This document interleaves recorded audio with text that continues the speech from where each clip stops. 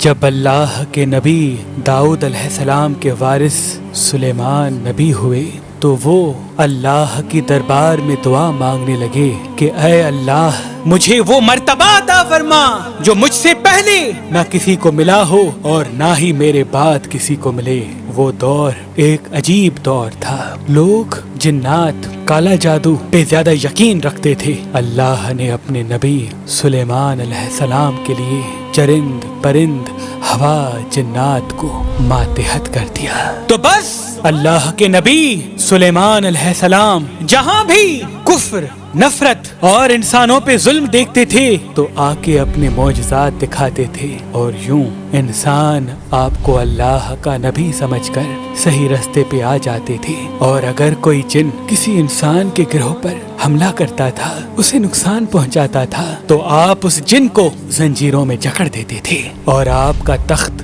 فضا اپنے کندھوں پہ اٹھائے پھرتی تھی، آپ آسمانوں میں پرواز کرتے تھے۔ تو ویسے ہی آپ آسمان میں پرواز کر رہے تھے، اتنے میں ایک جن آ کے آپ سے کہنے لگا کہ اے اللہ کے نبی، زمین پہ بابل کے پاس جنات کا ایک گروہ انسانوں پہ ظلم کرتا ہے، اور وہاں کے جن انسانوں میں حلول کرتے ہیں اور پھر انسانوں کو تکلیف دے کے یہ منواتے ہیں کہ ان کے پاس غیب کا علم ہے، اور یوں انسان بھی صراط مستقیم سے ہٹ رہے ہیں۔ جیسے ہی اللہ کے نبی سلیمان نے اس بات کو سنا تو آپ اپنے تخت کو بابل کی طرف موڑتے ہیں اور اس گروہ کے پاس آ کے کہتے ہیں اے تکبر میں رہنے والو، اللہ سے ڈرو۔ وہ جنات کا گروہ حضرت سلیمان کی طاقت سے ناواقف تھا۔ اس میں سے ایک جن لیاب کہنے لگا ہم کسی سے نہیں ڈرتے اور ہم اپنی مرضی چلاتے ہیں، اور اس کے قبائل کے کچھ جن حضرت سلیمان علیہ السلام کے تخت کے چاروں طرف سے آ جاتے ہیں اور کہتے ہیں اگر تو واقعی سچا ہے تو ہمیں قید کر کے دکھا۔ تو بس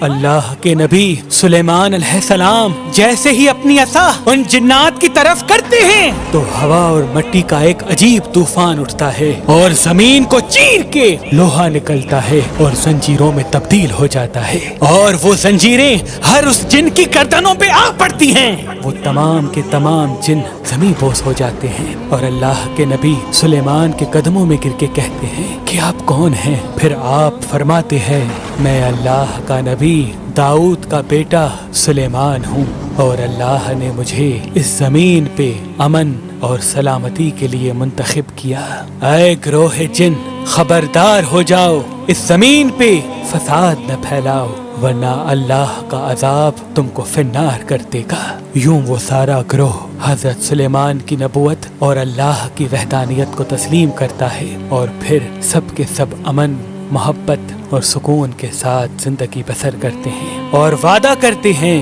کہ کبھی بھی کسی بھی انسان کو تکلیف نہیں دیں گے۔ بے شک اللہ جسے چاہے اپنی خاص رحمت اور طاقت سے نواز دیتا ہے، وہ ہر دعا کو سننے والا اور سب پہ کرم کرنے والا ہے۔ اے اللہ، اس پورے جہان پہ اپنا کرم فرما اور ہر انسان کی دعا کو قبول و مقبول فرما، آمین ثم آمین۔ قبول و مقبول فرما، آمین